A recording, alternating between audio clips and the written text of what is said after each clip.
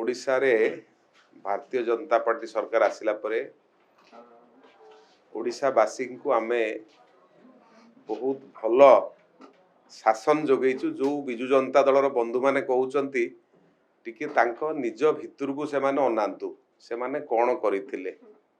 Bharatiya Janata party सरकार ओडिशा रे जेतबळे जोठी जो घटना सामना को आछि तुरंत ता ऊपर आमे कार्यानुष्ठान ग्रहण करूछु, तुरंत कार्यानुष्ठान ग्रहण करूछु। ए प्रकार कार्यानुष्ठान विजु जनता दल केबे करिथिला कि उत्तर देई परिबे?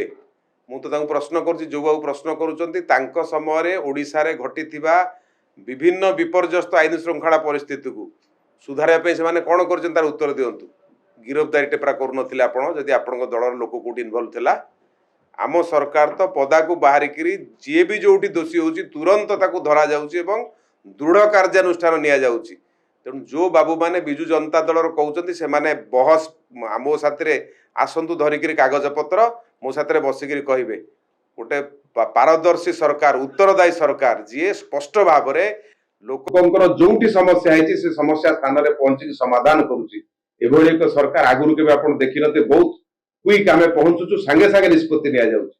तेणु विजु जनता दलर बंधु माने कहिबा पूर्व निज को के देखंतु जहाँ कहउचंती से माने कोन कोन करथिले। एबे भी मने पकई दवा जदि को बंधु आसीबे आम सामना रे कोनसी वितर्क को मु तांको मने पकई देबी। तेणु सुंदर सरकार कोठी जदि केतेबळे घटना किछि घटुची तुरंत सरकार पहुंची कि सेठी घटना को तुरंत समाधान करूचंती। तेणु कहिबा पूर्व थरे निजको भाबिबार आवश्यकता अछि।